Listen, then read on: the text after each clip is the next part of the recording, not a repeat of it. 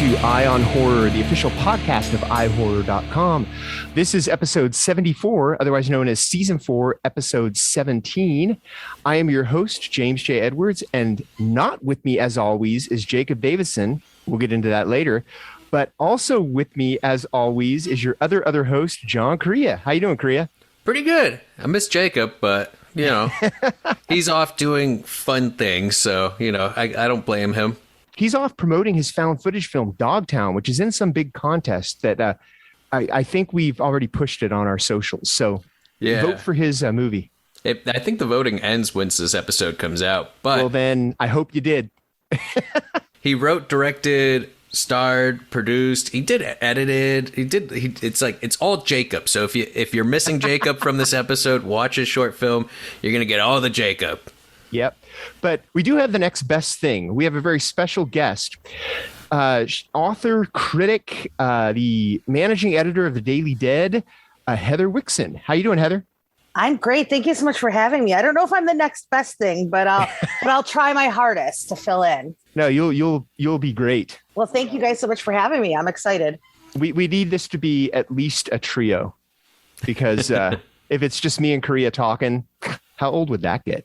Oh man, just the ADHD that would kick around. Like Jacob's good at like deflecting my ADHD. So we haven't talked in forever. Let's talk about Malignant. Yes, otherwise please. known as Maligament. Was that a dig at me? We weren't going to let you see it until you could say it. Did you? It took me 3 days. Malignant. Have we all seen Malignant? Yes. It's funny because like that feels like forever ago now. I know. There's so much that's come out since. But then I realized I was like, I haven't really had a chance to actually talk about Malignant. So now I'm really excited. Neither have we. So let's get into it. What did you guys think? I loved it. I thought it was so much fun. I just had so much fun with it. It's kind of like, it's like a different movie every act, because you think it's going to be this supernatural thriller, and then it kind of becomes like a Silence of the Lambs, kind of like a crime drama, and then it goes full Cronenberg in the third act. For me, because I'm a big fan of Italian horror, so everybody kept calling this sort of like James Wan's like version of a giallo, which I don't think is very accurate. I there's definitely some elements in the first act that kind of set you up like you're thinking is giallo. So in that way, it almost reminded me of Suspiria, because like the first time you ever watch the original Suspiria, the way that the kills are staged and stuff like that, you're like, oh, okay, we're doing this. And then they pull the old switcheroo on you. And so for me, like, to me, this just sort of has that, like that kitchen sink attitude that most Italian movies have, where they're like, we're going to throw everything we love into this one movie and just go with it. So that's what I really appreciated about it. Like it didn't just feel specific to giallo. It was, you know, a little bit of Fulci. You had, you know, a little bit of both Bavas in there, kind of thrown in for good measure. And for me, that's what made it fun. Like I will say, the first time I watched it, and you're sitting through like the first 30 minutes and you're like, I don't know what's going on with this, but I'm going to hang in there. And I'm so glad I did, because by the time you get to that reveal, it sort of feels very X-Files in that moment, which that's like the bar for me. Like if you can surprise me like an episode of X-Files, like I'm like, yes, I'm in. And that reveal of Gabriel is the best thing I think I've seen all year in a horror movie.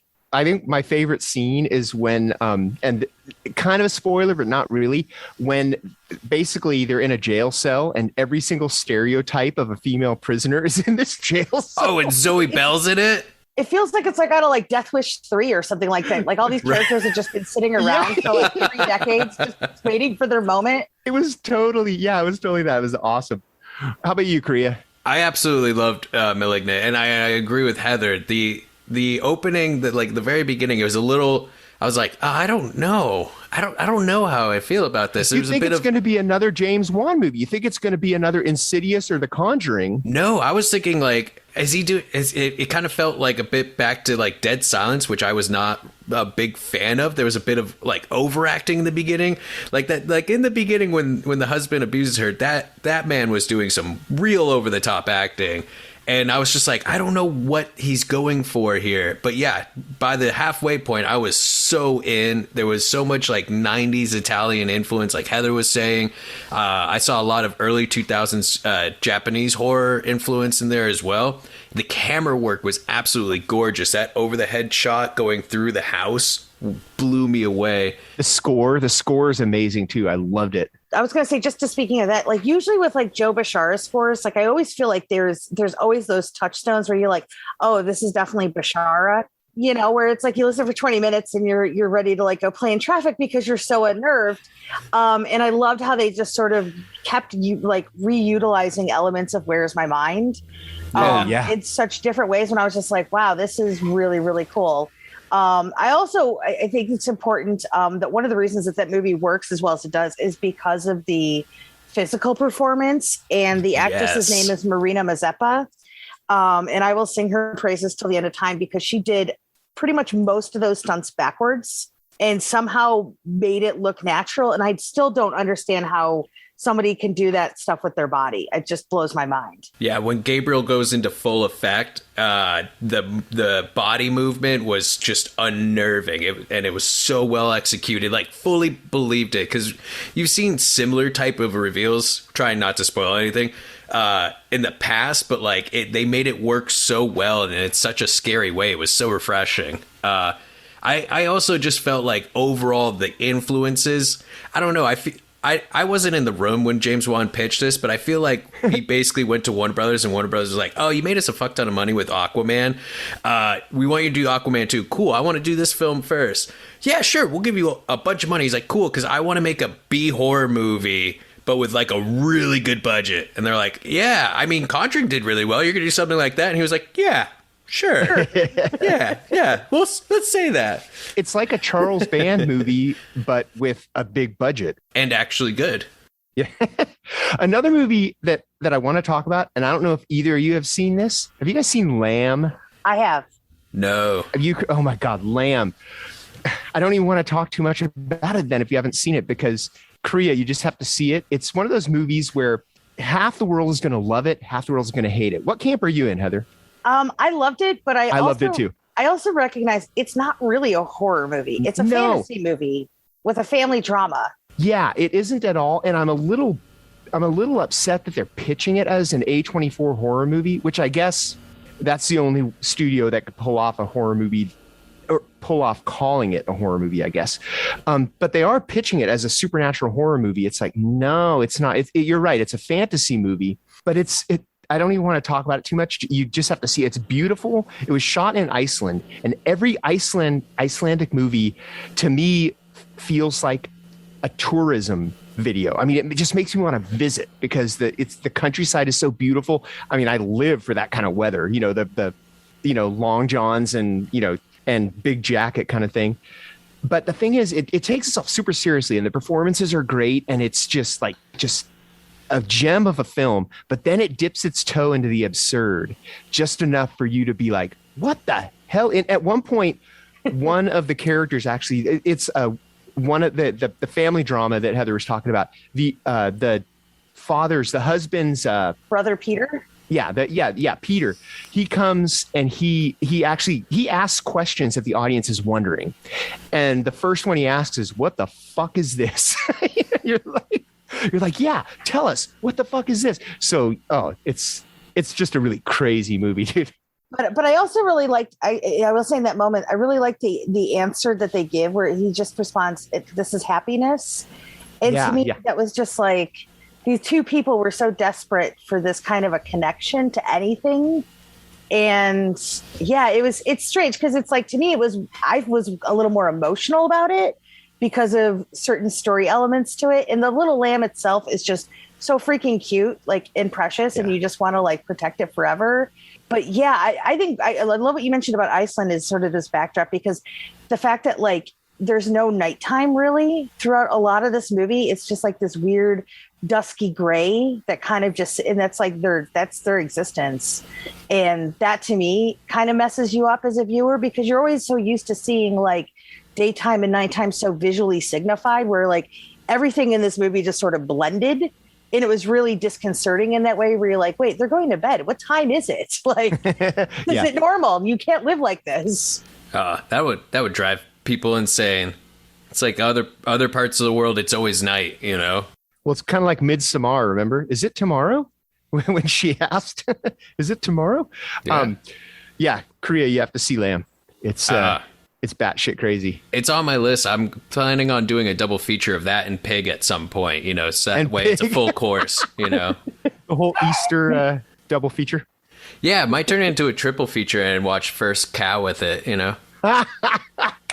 Just run the whole barnyard gamut there. It's the old McDonald triple feature. Yeah, then turn it into a 4-picture feature and watch, like, you know, Funny Farm or Charlotte's Web maybe. I don't know. Just go with the animal theme. You're losing it because they're not in the titles, though, now. Damn. Should have stopped at First Cow. I know.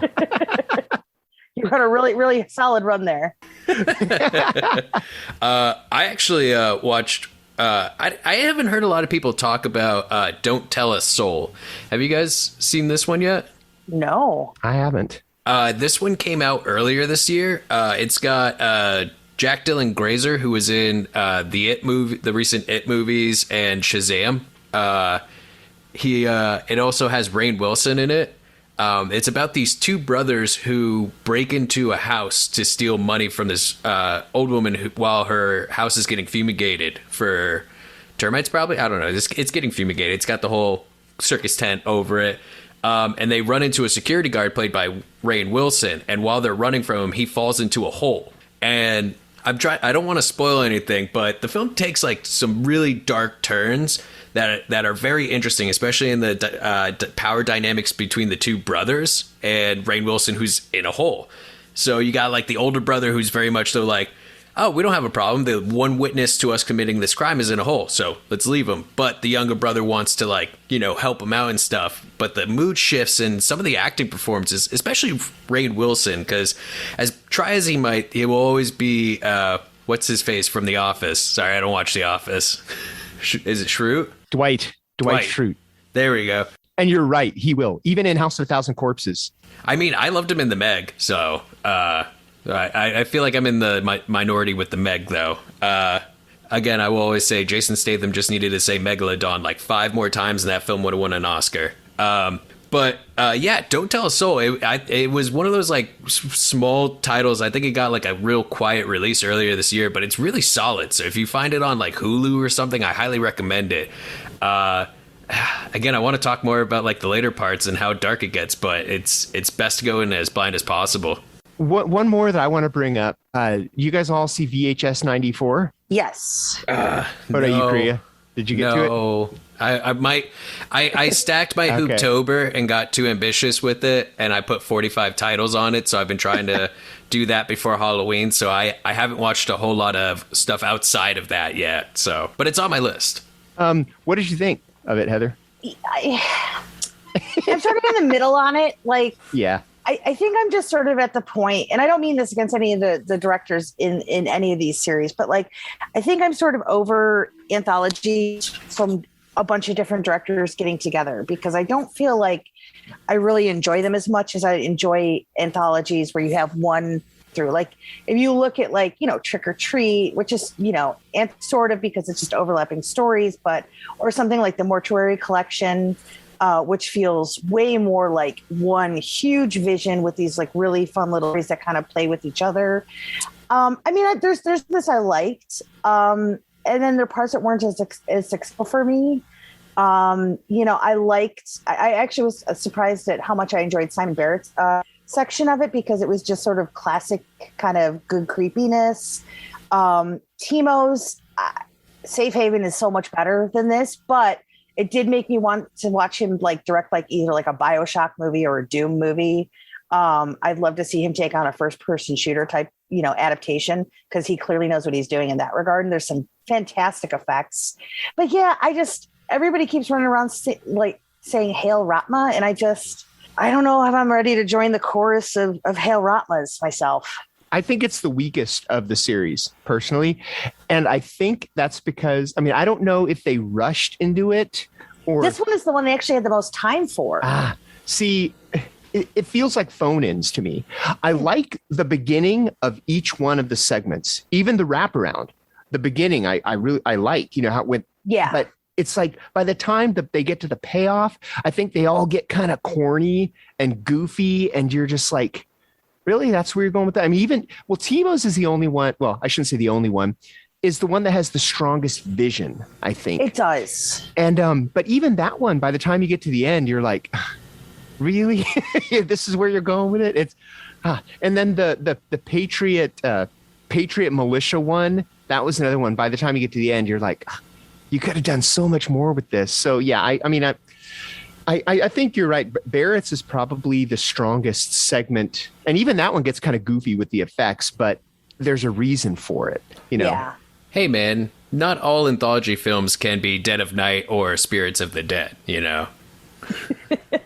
Deep cuts. But yeah, it's one of those, like, in theory, I really love anthologies, but that's maybe just because I grew up loving Creepshow. And, and now as I get older, I'm like, do I really love anthologies, or just like, do I love anthologies from a single director? What I love about anthologies is that if a segment sucks, you only have to wait like 20 minutes at the most. True. Until another one comes along that might not suck, and that's why the ABCs of Death are great for me, because those ones are like 4 minutes. Yeah, that's really quick. So if something's not working, F is boring me. Wait till we get to G. Well, I think you can have multiple directors. They just have to be unified in the vision. Because I recently watched Two Evil Eyes, the Dario Argento, George Romero one. Yeah. And like that one works really well because they both have two very distinct, styles, but it seems like they were of one collective mind with that one. I guess it was supposed to be a pilot for a TV series that never got picked up. So they took their two stories and made it into one movie.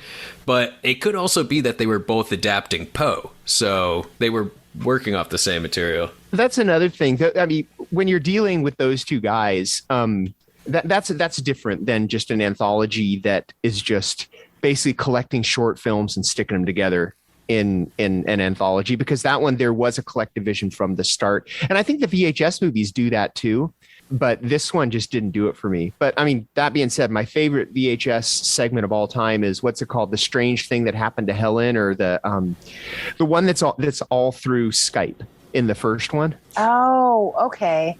Yeah, I think for me, Safe Haven is still my favorite, because I just love the payoff at the end of that one with, I think it's like Daddy, and you're like, oh no. you're really not getting out of this one. What was the one in VHS 2 where it was like the cult compound and like everything just went to absolute shit? And I think that's Timo. That's Safe Haven. Yeah. That is Safe Haven. That's okay. Timo and Gareth Edwards, I believe, that did that. Yeah. That one. Yeah, because that one, oh man, that one, it got goofy, but like in a really fucked up way. Like when you finally see the beast and stuff, you're just like, all right, I'm in it. Not as goofy as the ones in VHS 94. I mean, VHS 94, I think, got goofy on every level. But hey, that's me. As someone who hasn't watched 94, one of my biggest gripes of Viral was the fact that they had GoPro footage, but it was supposed to be on a VHS tape. Do they actually like address that? That's one thing I don't like about found footage films, is when it's like, okay, that's clearly not shot on a 16 millimeter. You that's digital, but like, do they actually like address that? Does it actually look like it's supposed to? I guess. Kind of, sort of. If you sort of take the context of what they set up in the wraparound, I guess in a way they do sort of offhandedly explain that, but not directly, if that makes sense. The first one is set up like and this is the Ratman one. It is set up like a news story with like professional cameras. So that one, they kind of get away with it. But the others, yeah, they're like... yeah, I meant more like in terms of like why these VHS tapes actually exist. Oh, why they exist? Yeah. Oh, okay. Yeah, they do set that up in the wraparound. But I think, Korea, you're talking about like being out of the era, right? You're talking about technology that doesn't exist in 94 or wouldn't be on VHS. Is that what you're talking? It's just one of my nitpicks of the found footage genre. It's just like it's little things like, okay, no one changed their batteries this whole time. Oh, God. Like, oh, you just happen to stop right under a light source, a good light source, stuff like that. It irks me a little bit, but none more so than it's like, okay, that's like, what was it? There was that Frankenstein's Army. And it was like, oh yeah, this is all found footage that was shot on like a 16 millimeter in the war zone. It's like, okay, no way was someone carrying around that much reels and was changing them out in a dark bag and stuff to get all this. I have a hard time suspending belief sometimes with that. I get it. Also, found footage with like a score to it always is a little weird to me. Yeah. Like somebody took the time to go back and add score. Although the score to Cannibal Holocaust is a classic. That's true. What else you guys been watching? Anything good? I recently saw Night Teeth, which I think will be out in a few days from us recording this. And that's going to be over on Netflix, which is a sort of slick little vampire wars movie. I wasn't sure at first, like how I was going to deal with it. And then it kind of got like, it sort of has like these turf war vibes in like Los Angeles. And for me, I'm a sucker for stories set in LA. So it's like a minute it was like, oh, vampires can't go into Boyle Heights. And I was like, I'm in. Okay, cool. And I was like, let's do this. But it actually, it's really fun and not what I was expecting at all. And I grew up loving vampire stories so much that I'm like, anytime somebody can do something a little different with it, I'm on board. So that was actually kind of a big surprise for me. I thought that was kind of fun. Now, does it do something different with vampires? Because next to zombies, vampires are the most fatigued subgenre for me personally. Does it do something different? There's a little bit different lore. They kind of set up like this, like centuries old sort of rivalry that's going on between like the people who live in Boyle Heights and the vampires, and there's like peace amongst them, but then one of the vampires decides to like go against it, and then it sets up like sort of this like Godfather-esque hierarchy. And I don't say Godfather like I'm setting up like this is like a Francis Ford Coppola vampire epic or anything, but it just had a very different energy to it, I think, because I'm like, I love like stories like The Transfiguration that sort of like they minimalize it and they sort of leave it a little open to interpretation, and they kind of just, they're underplaying it a little bit. This is very much in a different direction where, it gets very bloody at times and stuff like that. But yeah, it did. It just like, it didn't quite feel like anything I've seen lately. And, when you watch like hundreds of movies every year, you guys know, like you just want somebody to come along and like sort of surprise you a little bit. So yeah, I was actually pretty impressed with that one because I kind of just was in it like, oh, okay, I have to cover it. It came out and I was like, oh, I kind of want to watch this again when it's out. So that was cool. Have you guys been watching the Chucky series? No, I have not. No. I was going to last night, but I ended up building a model for some reason. I don't know why. I didn't know how well Chucky would work in a TV series setting. And I was kind of worried like we'd have sort of like a downplayed Chucky or anything like that. Nope, not at all. Like it is full on Chucky madness. The first episode, like most TV shows, kind of takes a little time to get its footing. But I think when it hits, it's great. And by episode 4, I was like so into it that I was mad that I have to wait to watch the rest of the series.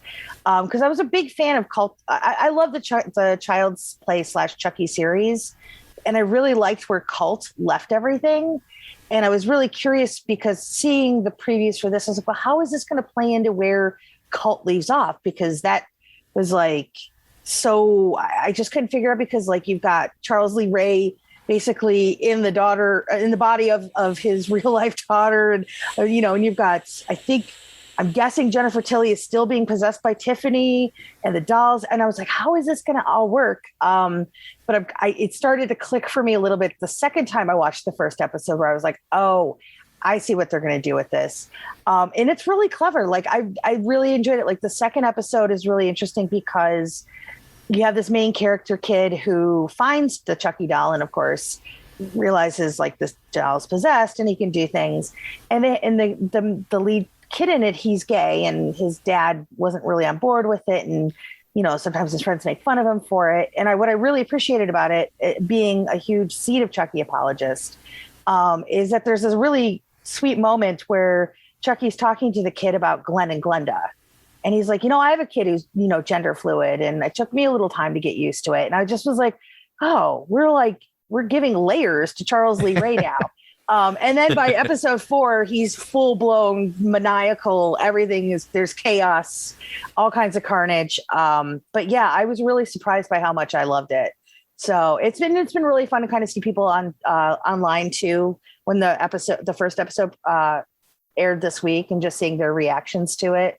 So I was really impressed, and they go for it for the gore, F-bombs galore. I was kind of shocked because I was like, this is like, they have this on USA with full on F-bombs, and I wasn't expecting that. Oh, I'm sure they beep it when it's on, No, they don't. They don't? Nope. Oh. Do they show it like after 10 p.m. or? I think it's because they air at 10 p.m. Yeah. So yeah, but no, Sci-Fi and USA both were unedited, and I was very surprised by that. That's awesome. Did you get one of the Chucky dolls that they were sending out? I did, and I was really surprised because sometimes I get stuff and sometimes I don't.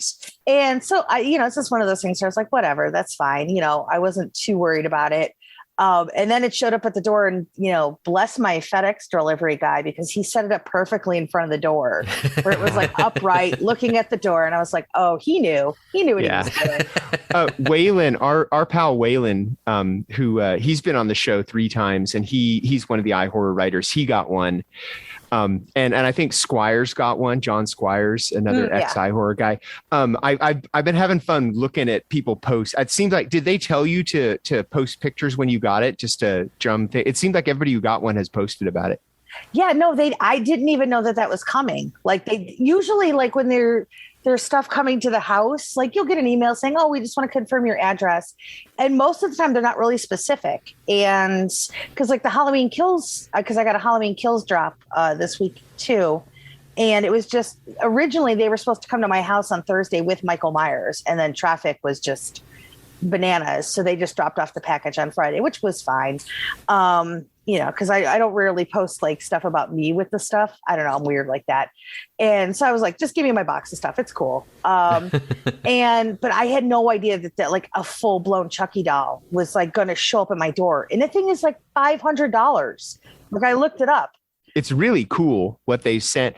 I'm on some weird mailing lists that no one else in my groups are on. So I don't know how I got on them, but I have never gotten anything as cool as a Chucky doll, but like, yeah, I was kind of shocked. I'll be really honest. And the thing is also too, it's one of these things where like, look, I understand it's sort of one of the perks of the game or whatever, the job.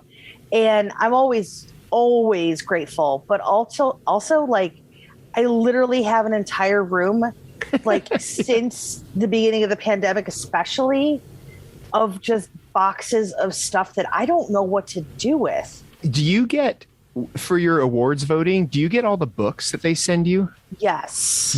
I have a bookshelf full of these books, and they're for like, Roma, The Irishman, That Irishman book, like, you could kill somebody with that. It is big. Yeah. It is like 40 pounds of book. Yeah. Well, all the Netflix books are like that. The Netflix sends them out in these, reinforced cardboard, and they're like hefty coffee table books. But who has that many coffee tables? I mean, they send 2 or 3 of them a year for different movies. But yeah, I mean, and I love these books. Yeah. But I'm running out of space. Yeah. The one year, the year that Universal was pushing, I think it was Us. And some reason I ended up actually getting 2 copies of that one. So I actually, and I'm whatever, it's been a few years, they can yell at me if they want, but I actually sent the extra one to a teacher friend of mine who teaches film studies, because I knew that the next year she was going to be teaching Us to her class. And I just thought like that would be like a really amazing resource for her to have. So I was, and she's a critic too, and she's like a film producer and stuff like that. So I was like, they can't be that mad at me, but I'm like, I don't need 2. And I feel like somebody should get some really good use out of this.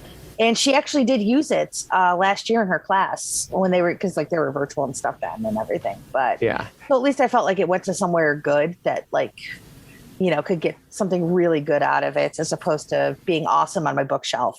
Have you guys watched Midnight Mass at all? Oh, no, I need to get to that. Yes. I need to get to it. Oh, I have to say, I again, I went in blind as hell. All I knew, I don't even think I watched a trailer for it. All I knew was Mike Flanagan, and it was cult stuff.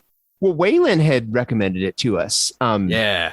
When we had talked with him on our last episode way back when. So I need to make time for that because Waylon's recommendation and Flanagan. Let me tell you, it is absolutely incredible. I think it's his best one that he's done for Netflix so far. Really? And that's saying a lot because I absolutely loved Bly Manor. Better than Gerald's Game? Well, of his miniseries things. And okay. Because Gerald's Game is the gold standard of Stephen King adaptations for me. See, I'd actually put Midnight Mass up in terms of like one of the best things that like Mike Flanagan's done, period. Pretty bold statement with that catalog. I'm going to have to check it out. Yeah. I need to rethink a lot of my rankings with his other stuff because I was only contextualizing it with his Netflix series. But yeah, it's really high up. I mean, for me personally, of course, it's going to be high up there when the show in the first 5 minutes features not one, but 2 Neil Diamond songs. Like, come on. It's like Flanagan was like, hey, Korea, you're going to love the shit out of this.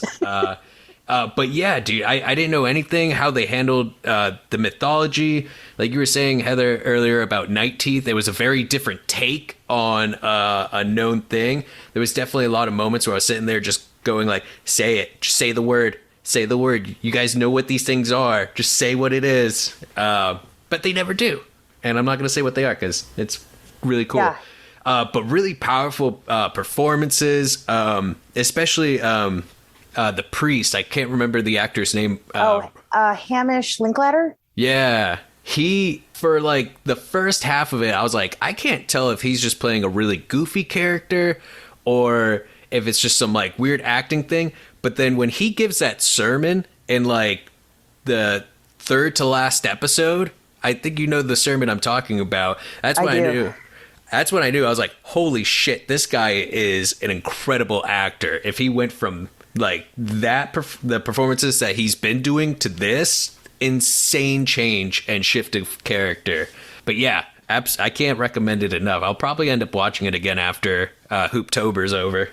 I always tell people, like, it's, for me, it feels like the best Stephen King adaptation that's not an actual Stephen King adaptation. Yeah. Like it really just dials into like this sort of small town feel. I mean, every character matters. Every line of dialogue matters in that show.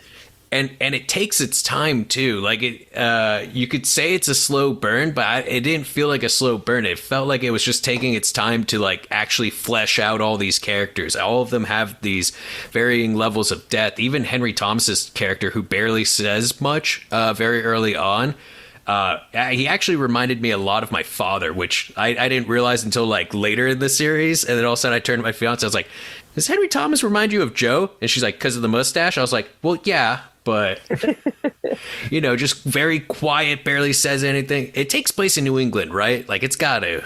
No, it's actually off the coast of Oregon, I believe. Okay. I mean, yeah, that's just West Coast New England, isn't it, though?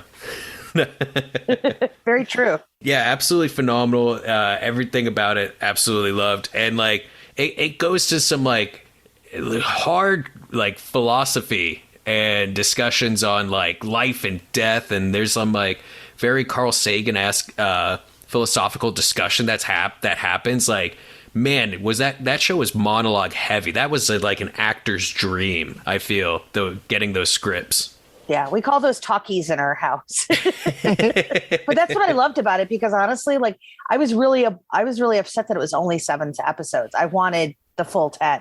Like, I felt like we still should have had 3 more, even though everything was perfectly paced. And there's a certain point in like episode 5 where I'm like, how are we only have 2 episodes left? And then you see it and then it makes sense. But at that point I was just like, why do we only have one more, only a handful of episodes left? Like, how could this is possible? But Flanagan knew what he was doing.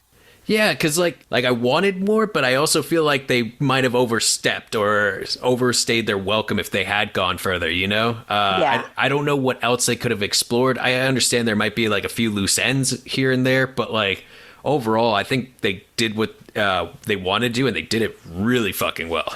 Yeah. Let's move on to the reason we're here. because we can't. We're running long, and we need to talk about Heather's book. Yes. But I mean, it's a book. It's got words. But before we get into the book, I want to ask you something that I ask of all of our guests, and it's going to be a little weird because usually if we have composers on, I say, how'd you get into composing? How did you get into cinematography? So let me ask you the same way that I asked Amalia when we had her on. When did you know that you were a horror fan? Like what age and what movie did it for you? I mean, it's such a basic answer, but it is Nightmare on Elm Street. Oh, like great. I grew up always being around horror because I grew up with a single mom and in the 80s. And, babysitters were expensive back then. And so she was just like the mom who just took me to everything. So, at age 3, it was like I was seeing An American Werewolf in London in theaters, which I don't recommend. You take your 3-year-olds to see. We were always going to the drive-in, especially because that was like a really great way to see 2 movies for cheap and things like that. And then also, as I mentioned, my best friend who lived 2 houses down, her parents are really into like horror sci-fi. So like at her house, I was maybe age 5 and she was like 6.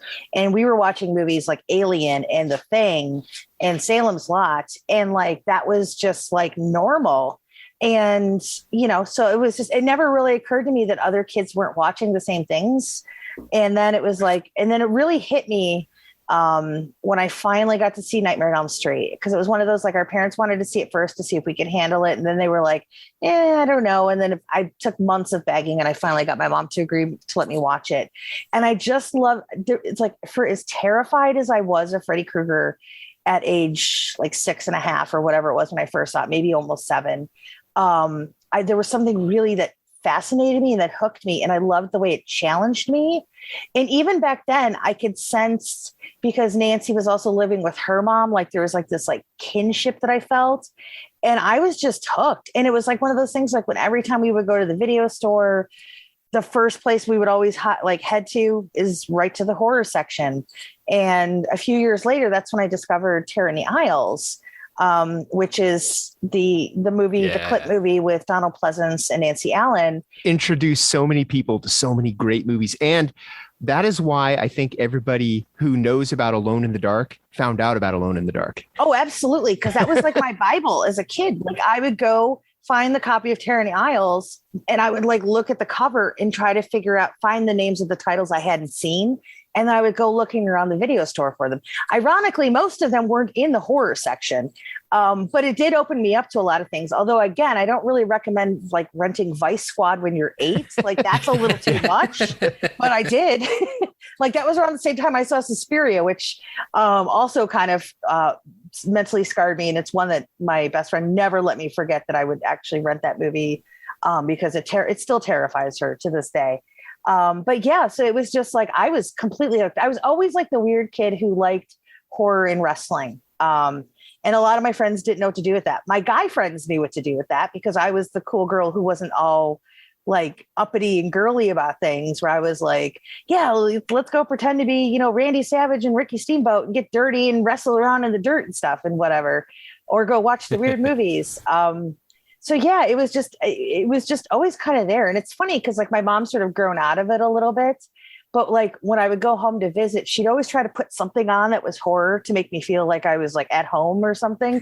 Even I know she was hating it. Cause I remember like one year it was like, I remember when Scream came out and I thought she was going to love it because it was so different and like unique and it blew my mind. And so like we took her to see it like the second night, cause I went the opening night with my ex. And then we took her the second night to see it. And I was like, oh, she's going to love this. And like the look of horror on her face the entire time. And she just was like, why would you take me to this? And I was like, oh boy. Okay. But, cut to however many years later, I'm visiting at home and she's like, oh, I just found Scream 4 on TV. I know you like those movies. And I was like, oh, that's nice. So yeah, I think it's just always been there. Like, I was the person who like my friends wouldn't come play at my house because I had a Freddy Krueger poster in my room and it scared the crap out of them. Now, when you were, watching these at age 6 or whatever, did you know they were movies? I mean, could you see the figurative zipper up the back of the monster or, You know what changed that for me? It was the behind the scenes for Thriller. Okay. Because as I mentioned, my best friend's dad, he worked for a Warner Brothers. They had like distribution centers for all of their music labels. So it was called WEO, which was Warner, Elektra, and Atlantic. And so they had he worked at the WEO distribution center because we lived right near O'Hare. So a lot of things, it was easy to ship stuff there and all that kind of stuff. So they had a big distribution warehouse there. And so he was bringing home stuff all the time. So for as much as we were like exposed to movies, music was also huge too. And we didn't have cable because I grew up like in a trailer park and they didn't have like cable in there. So we'd have to rely on people to like tape things for us and stuff like that. So everybody was like, kept talking about the Michael Jackson Thriller music video and we hadn't seen it. And they finally released the VHS tape of it and he brought it home. And we watched it, scare the crap out of us. But right after, they had that behind the scenes, like mini doc about it. And that was when it clicked that the monsters were these creations of these people and that there was real artists behind these things. Like that was my first introduction to Rick Baker. And I had no idea that there was like all of these really talented people behind these kind of things, which then kind of like made me even more obsessed with it because then I was like always trying to, like, I was like the weird kid who was always trying to like connect directors and, you know, writers and like artists and things like that. When most kids, like, you know, they just went to see movies, you know, they didn't care that Steven Spielberg produced it. They just wanted to go see Goonies because it's a fun movie. Whereas like me, I was like, oh, but he produced this and he did Gremlins and like how, you know, it was just weird, like how my brain kind of started to compartmentalize certain things, which is why I think I was always kind of destined for this, even if I didn't know how to get to this point back then. But I just kind of always knew that like somehow horror would factor into it. I just didn't realize like how that would ever happen. I'm still figuring out how it happened too. That's a great segue into the book because this book, your book is, and it comes out this Tuesday, the 19th, correct? The 20th. The 20th. Wednesday. I mean, technically, if you've pre-ordered it through the publisher, people already have copies of it. Okay. So it's sort of an arbitrary release date at this point. But that's when it officially like will get launched on Amazon and things like that. Okay. But the book is called Monsters, Makeup and Effects, Volume 1. And the subtitle is Conversations with Cinema's Greatest Artists.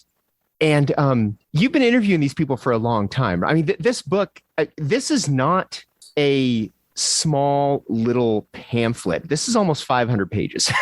Yes, and it is. How many artists are in it? I mean, there's dozens. Each book is going to be at least 20 artists. I've collected a little over 80 interviews now. So the first two books are going to both be 20 artists each. The third and fourth volumes are probably going to be loaded with a couple extra interviews. Also because some of them turned into like sort of tribute pieces because of just factors that came up. Like one of the artists that I'd really been trying to talk to for years, because I started all of this back in April of 2016.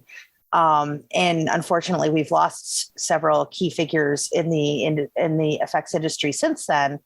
And one of those people was John Carl Buechler, who he was somebody who came up in so many conversations that I had, because he was the guy when people got to Hollywood, he was always willing, you know, a lot like Roger Corman, he was always willing to give people a chance to come in, hone their skills, get better, get that set experience, and just really be creative.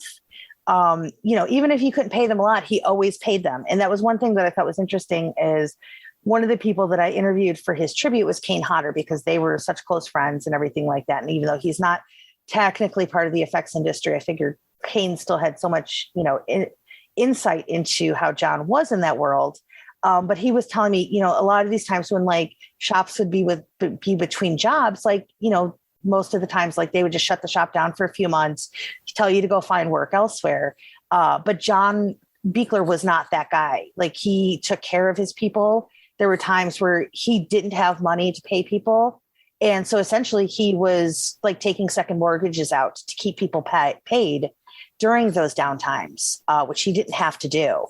And he wasn't, you know, I wouldn't call him the world's greatest artist, but I would say he's probably one of the most influential, because we have so many artists who have gone on to become these mega talented people in the industry because of him, and also because of the way that he was able to diversify himself in the industry as well as a director and a writer and things like that.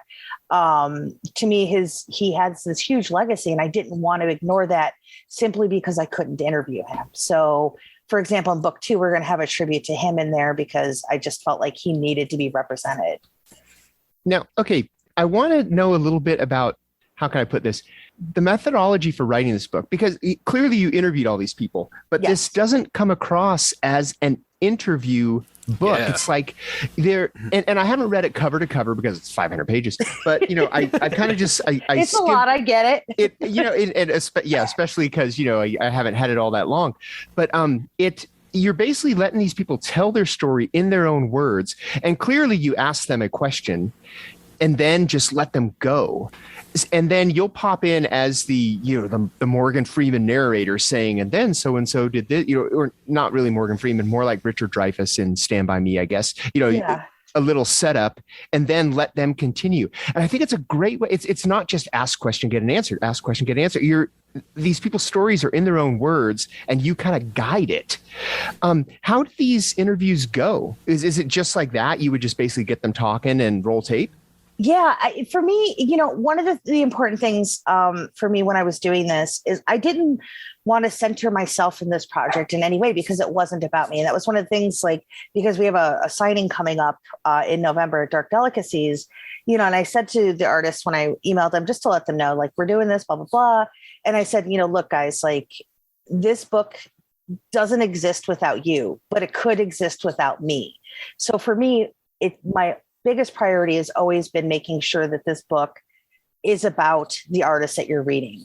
And so I wanted to pull myself out of it as much as possible. And that was one of the reasons I wanted to talk about the conversations as part of the title, because it wasn't, and there's a few exceptions and I'll get into that, but most of it was just me sitting down and just talking to people in just a very conversational way. Because if you kind of come at people sort of a very dry Q&A way, you're not going to get real sort of responses. You're going to kind of get sort of limited to what you've asked. And so I just wanted to just let people go with it, because one, so many of these folks, when they get interviewed, they just get interviewed about well, how did you make this? And how did you make that?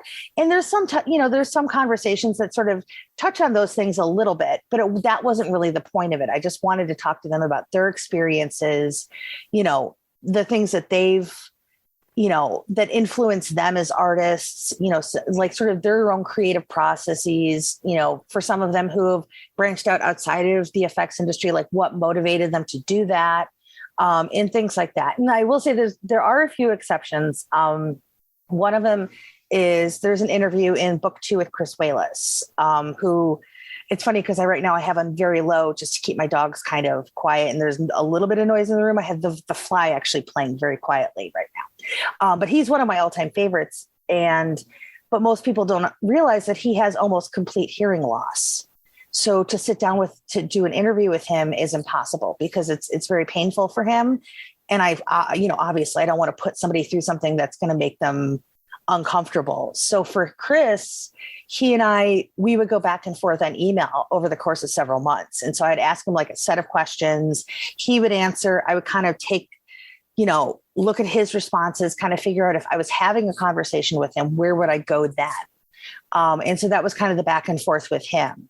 And then the other one that's a little tougher, which will be coming in book 3 or 4, is I sat down with the Kyoto brothers, who are amazing and I love them. And they're such sweet guys, but they're really funny when they get the 3 of them together to talk, because they're the kind of guys who they're brothers. They know everything about each other.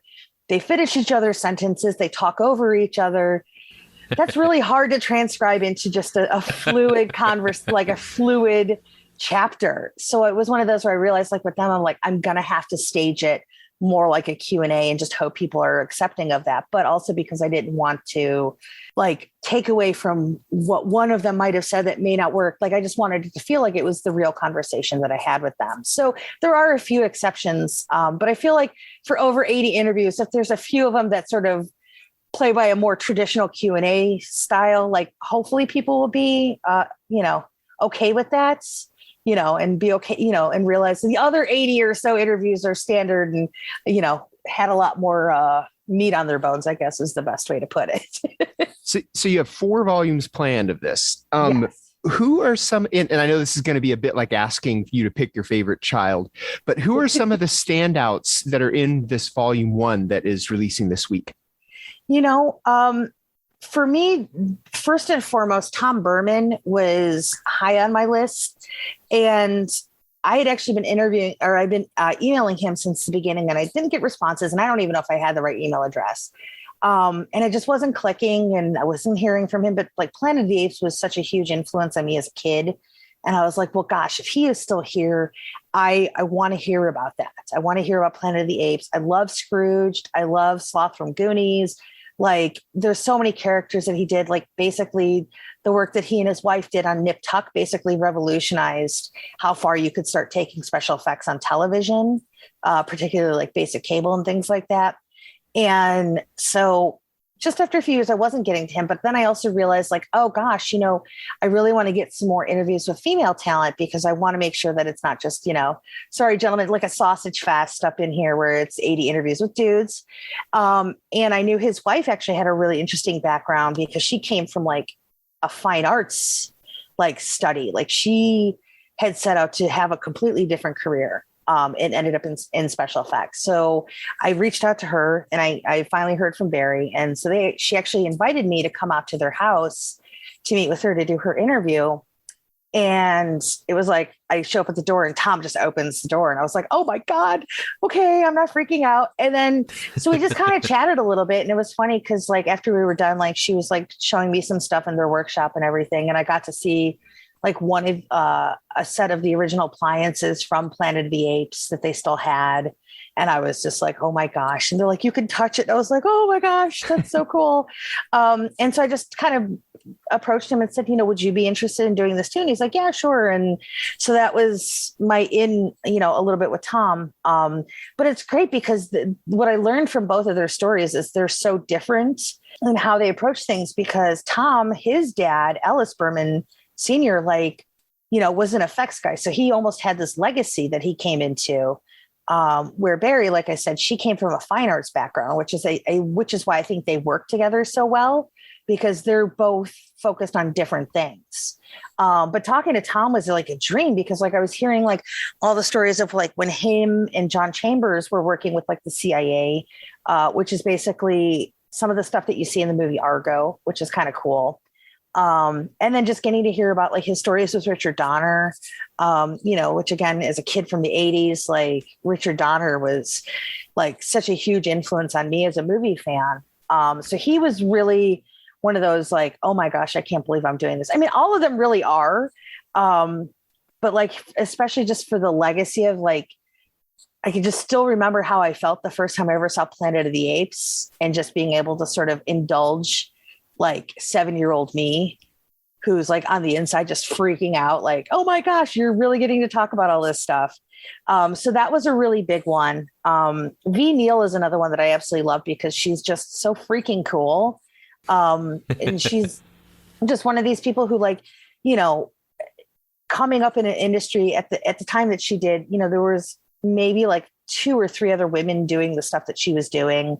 And that she was able to sort of hang in there with the boys club, and then do everything on her own terms. And then, and I always joke with people because, everybody likes to nitpick, on Twilight, which is fine. It's fine. I don't care. I have no sense of affection towards the movies, but they, V. Neal is technically the first person to ever give us sparkly vampires through the Lost Boys.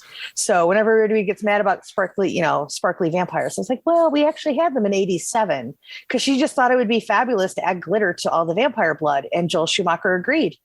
So that's like one of my little favorite things is like, she actually did sparkly vampires before Twilight. But did she do the sweat on the sexy sax guy though? I don't even think she had to. I think that probably was all natural. That was real. That was authentic. But yeah, and she's won several Oscars now. I think she was nominated 8 times. She's won 3. She's won multiple Emmys. She started her own school. And being a woman who has worked in a field that up until recently was kind of primarily male dominated, there was a lot that I really related to with the stories that she told. And her talent is just incredible. Like, she made Mrs. Doubtfire look real and in a way that wasn't scary. It didn't look like a drag queen, like as she put it. Like, there was something authentic to the way that character looked. So that was really cool. And then of course, talking to like somebody like Screaming Mad George was just like a mind blowing experience because of all the stuff that he's done. And he was super tricky to kind of coordinate with because he's back in Japan now. And so I had to be up at like 4 a.m. to do that call. And I usually go to bed at like 4 a.m. So trying to like get on my game and like be ready to do this kind of an interview at like that hour of the day. And it was really, really tough. But it's interesting because you mentioned how everything's framed, and I had a couple of people come back to me, like, because one of the things I do with all of these is everybody gets to see their chapter before it goes to print, because I don't want to make anybody upset. I want to make sure everybody is happy with what's out there. I don't want to get anybody mad at me or anything like that. And I've had a few people saying like, well, there's just a lot of me talking here. And I'm like, well, that's kind of the point. Like, they're not, I mean, yes, you need the segues and things like that, but ultimately, like, your stories are the reason people are going to be reading this. It's not me trying to prove how smart I am by like putting this connective tissue together, like in terms of like different movies and stuff. Like, there's some of that in there, but ultimately, it really was just about representing their voices here in a way that felt authentic, but again, didn't feel like it was about me. Well, that's what it is. It's their stories, and then you pop in to add context every once in a while. Yeah, because I also feel too, because like sometimes if somebody's, I know like there's going to be horror fans that are going to read this and movie fans, but I want somebody who maybe isn't as familiar to be able to pop in and like, they may not know every single movie that the Stan Winston, crew worked on. So it's like, sometimes you have to remind them like, oh, so Invader from Mars was going on now while this was going on and that was going on. And things were crazy when they were doing Monster Squad, because then Predator came in last minute. So it's kind of like just sort of setting the stage a little bit for people so they kind of get an understanding of like, oh, okay, this is how this was. And I definitely want to applaud the fact that this is a focus on their lives and their careers. Because like you were saying, I do own a couple effects books and whatnot, especially from Tom Savini. Oh, yeah, the Grand Illusions books, like, of course. I love those books, but they always just mainly focus on, the art, which is awesome. And I'm so happy to have those books. But I was really appreciating your book on just hearing their stories and how one project led to another. I will admit, I jumped to the V. Neal chapter. Huge fan of her. She's the reason why I watched Face Off for so long. Because she just seems like the coolest person ever. But yeah, it was just so cool seeing like not only her story, but like I like, especially working in the industry, it is crazy how one project can lead to another, and it's not always about like one thing, it's not like, oh yeah, this director liked me. It might be some random crew member or somebody else. And it was cool seeing those connections happen between all these different films that were like so iconic and dear, but also seeing like the connections where it's like, oh yeah, I did a couple episodes of this TV show, which led to this big movie, it's always very interesting seeing those develop. So it was really cool hearing that from their voice. Thank you. Yeah, that was also one of the things that I wanted. Again, somebody who maybe, even if they're not interested in special effects, maybe they just have like a general interest in like movies or something like that. Like, I want them to understand like so much of this industry is about relationships, and people can deny it all. You could be so talented, but if you don't have relationships, you're not going to go as far as somebody who is able to build those connections with other creatives working out here. So for me, it was kind of showing people like talent is fantastic. Vision is great. Like, dedication, of course, you want that. You want, that grit. You want somebody who wants to really, put put their stamp on the work that they're doing. But ultimately, it doesn't mean anything if you're not going to be able to like take it any further. And I think for me, it's like the one thing that I've been grateful for in being a part of sort of this horror entertainment journalism world, you know, for the last 14 years, is that I've always been really conscientious about being good to people. And most of the time it works out where I've made some really fantastic connections, made some, long lasting relationships with people. Sometimes it blows up in my face too. That's just being a human being, and, that's the experience. But ultimately, like, I'm just a big believer that like whatever you put out into the world, you're going to get back. And, if you're somebody who people don't want to work with, or people think you're this or that, like that can be really detrimental.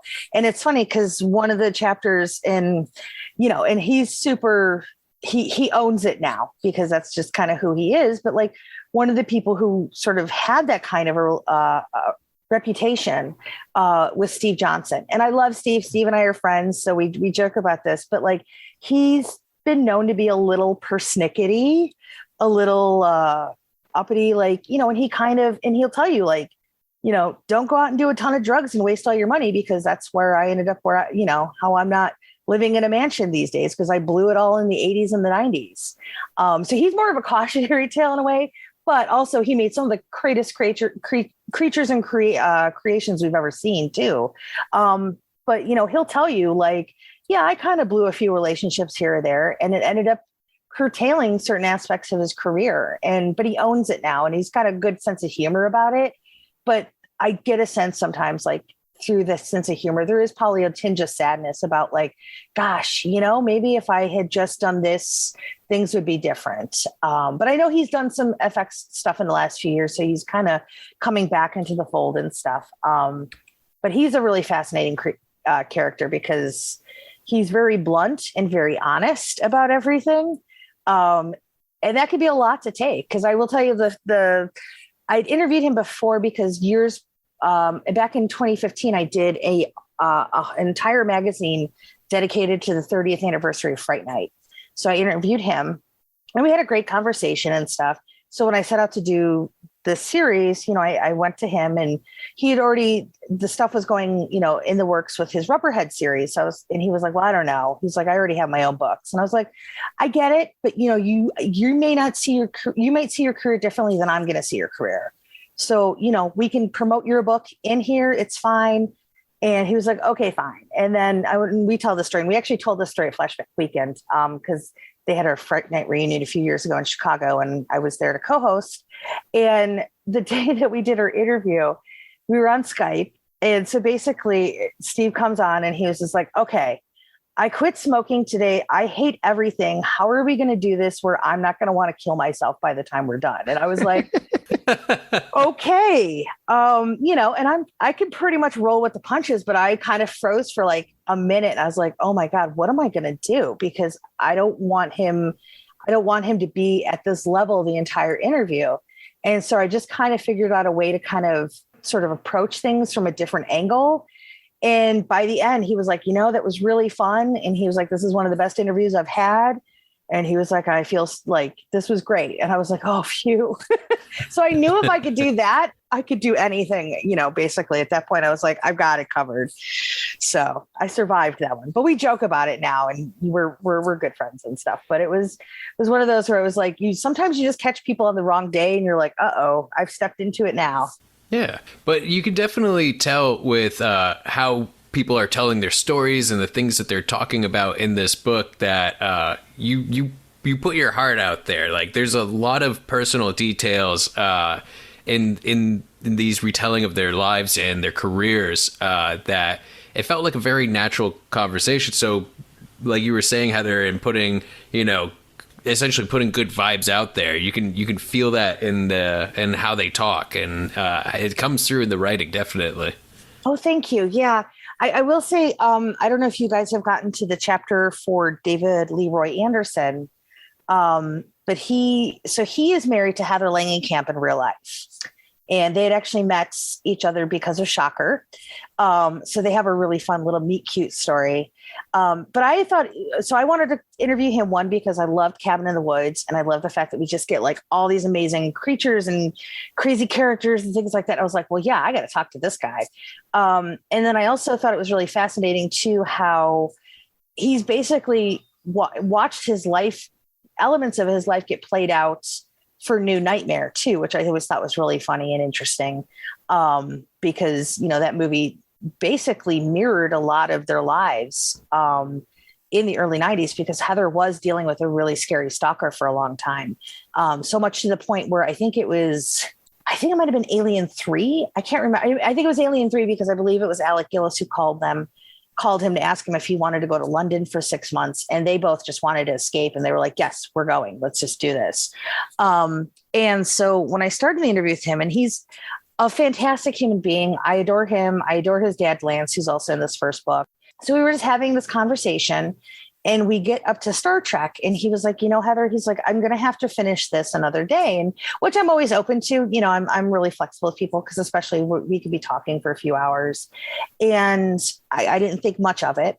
And he was like, can we connect like in a couple of weeks? And I said, yeah, sure. Of course. You know, anything you need. And so a few weeks goes by, I get an email. We set up our second interview, and we start talking about Star Trek, and he's talking about, like, he's sitting in this meeting, and he gets a phone call, and it's his son was in college, and he was overseas, and he had a medical emergency. And, you know, so I'm thinking we're just going to have a typical conversation. As it turns out, over the course of those years, his son ended up battling a brain tumor. You know, very, you know, kid in his 20s having to deal with all these major issues, which also put a huge, like, sort of wrench into how things went in their home, because that meant, you know, if Heather was working, David needed to be home, or vice versa, because they needed to take care of their son, Atticus, who had, you know, surgeries and recoveries and things like that. And at a certain point, Atticus was even working in their shop while he was in recovery. In fact, he got to go to the Emmys the year that they won for American Horror Story Hotel. So, because Atticus actually did appliances for Lady Gaga, which was kind of cool. And so, you know, we're having this conversation, and then David basically tells me, like, you know, one of the reasons we had to stop where we were, he's like, because we just celebrated the 1-year anniversary of losing Atticus. And I was just like, whoa. And so we talked a lot about that, and I wasn't expecting it. And I will tell you, there's a lot of that conversation, because I just kind of let David talk, where I was on mute because I was crying.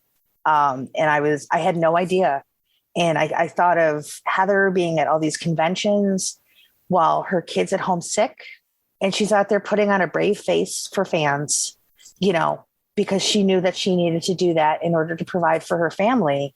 And what kind of strength that must have taken for both of them to, like, have to go out there into the world and still be these people while they're dealing with the stuff that they're dealing with at home. And so one of the things we sort of ended up kind of treating the last half of his chapter as a tribute to Atticus, and the things that they sort of learned about themselves and learned about their son and learned about life through this whole process. And that to me ended up sort of being like the most moving of the chapters that I did, because I think it made me sort of really appreciate the things that I have. And I was just sort of stunned. And I will say the best compliment that I have received from anybody in this whole process, and I don't mean to make it sound like I play favorites, but I sent David his chapter to read, and it just so happened to be the day before Father's Day. And so he actually emailed me on Father's Day, and he's like, Heather, he's like, this is the greatest Father's Day gift I've ever been given. And he's like, thank you so much for this. And that really moved me. And I think I've always treated this seriously, in the fact that I want to make sure people's lives and their careers and their legacies are being honored. But to know, like, how important this became to certain people, that's when it felt like, that's when it got real for me, where I was like, okay, like there's a purpose to this. And that it might just not be, you know, me trying to throw out some stories for the sake of telling stories. Like, there's something real to this in a way that I just hadn't felt before. And again, it's one of those things where I always tell people, I'm so grateful that people were willing to sit with me and be open with me and be honest with me and share the things that they did with me, because they didn't have to. But people got very candid with me, and I appreciate that. And it was one of those things too, also, as I was going through the process of like, well, was that for me or is that for the book? Because sometimes we'd have sort of stories where I think it was in some ways them sort of exercising some of these past feelings and things like that. But yeah, I wasn't expecting that experience. And then last week, Heather actually tweeted about it, how she was so surprised about reading about her own husband because there were things she didn't even know. And I was just like, I actually cried. I'm such a sap. But I just wasn't expecting that at all, because it wasn't like I'd asked anybody to tweet about the book or anything like that. And to me, I was like, wow, I surprised your wife, who you've been living with for 30 years almost. Like, that's pretty cool. So yeah, it's just been a real, like, I still can't believe I've gotten to do it, like all the stuff that I've done. I saw that tweet from Heather Langenkamp, and I was like, yeah, she's going to be on our show. Thank you. We have to stick a fork in this because we're running super long. Oh God, I'm so sorry. No. This is great. This is a great interview. In fact, we need to have you on for every volume that comes out. You got it. I will be back. We'll have you on for all 4. What is the release schedule looking like? Well, this one is October. I know initially we were going to plan to go like every 6 months, but I've also, in the meantime, my publisher, who is amazing, he actually has lined up other book projects for me as well. So there is some other stuff that I'm working on that might have to take a little bit of precedence. So I might bump volume 2 back a little bit. Just one, to give a little more space, but 2, also give me a little time to kind of focus on this other project before I have to start jumping in to promote that one. Like, I've already finished the manuscript for book 2, so it's done. It's, it's out there. But I want to make sure that I'm not going to shortchange the other stuff that I'm working on, because I have to start promoting that one. So I might try to wait till July or August. But then once I kind of get through that, then I can we're thinking all of them should be out before the end of 2023. We'll have you on for any of your other projects too. Oh, thank you. Yes, we'll have you on anytime. I have to be a little sort of non-specific about those, because one of them I think is going to get announced in December, so I don't want to step on anybody's toes with that. But again, it's one of those things. I'm so grateful for my publisher too, who's just been amazing and so supportive, and I'm thrilled, and I can't believe I'm here finally. I've been doing this for so long. I'm just wow. It's the first finish line of 4, so it feels good. We'll have you on for any project you do. I would love that. That would be amazing. Thank you. Yeah, no problem. Thank you for joining us here and for rearranging your schedule to fit ours. This has been an awesome interview, and even though it has run long, but that's my problem as an editor. Actually, I'm just going to let this one go probably, and we'll just have a long episode. And if people don't listen to it, they don't listen to it. Oh, they will. If they start listening. You've been a great guest, Heather. Thank you so much. Well, thank you. This book comes out this week. You said Wednesday, which is the 20th. So by the time this posts, it will have been last week. So go and get it.